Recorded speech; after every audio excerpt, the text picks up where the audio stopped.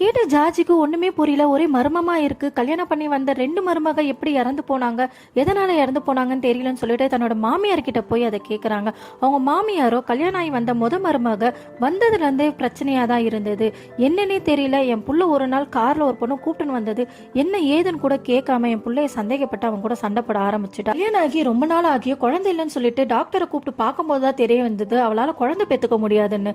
அதனால திடீர்னு அவங்க தங்கச்சியை கூப்பிட்டுட்டு வந்து, உங்களுக்கு 3 பசங்க இருக்காங்களே, 3வது பையனுக்கு என் தங்கச்சியை கல்யாணம் பண்ணி வைங்க, எனக்கு தான் குழந்தை பெத்துக்க முடியாது, என் தங்கச்சி இந்த வீட்டுக்கு குழந்தைய கொடுப்பான்னு சொல்லி கேட்டு இருந்தா. திடீர்னு என்ன நினைச்சா தெரியல, ஒரு நாள் வீட்டிலே தீ குளிச்சு இறந்துட்டா அப்படின்னு சொல்றாங்க. கேட்ட உடனே ஜார்ஜோ சரி இதெல்லாம் விடுங்க, எனக்கு இன்னொரு உண்மை தெரிஞ்சாகணும், நான் என் புருஷனுக்கு 2வது மனைவியா அப்படின்னு சொல்லி கேட்கிறா. அவங்க மாமியாரும் ஆமா அப்படின்னு சொல்லிடுறாங்க. இதை கேட்டு ஜார்ஜ் உடனே போய் அவங்க புருஷன் கிட்ட சண்டை போட்டுட்டு இருக்கா. இதை கேட்டுட்டு இருந்த அவங்க புருஷனோட அண்ணன், என்ன இதெல்லாம் உங்க வீட்டுக்கு தெரிஞ்சுதானே கல்யாணம் பண்ணும், என்னமோ தெரியாத மாதிரி கேட்கற அப்படின்னு சொல்லி கேட்கிறாரு. உன்னை 5 ஏக்கருக்கு வித்துட்டு தான் உங்க அப்பா அம்மா எங்களுக்கு கல்யாணம் பண்ணி கொடுத்தாங்க அப்படின்னு சொல்றாங்க.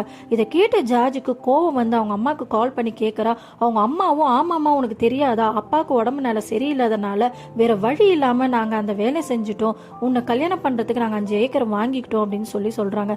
இதை கேட்ட ஜார்ஜுக்கு மனசு உடைஞ்சு போய் அழுகுறான். இப்போ அவங்க புருஷன் ஜார்ஜை போய் சமாதானப்படுத்துறதுக்காக போறாரு.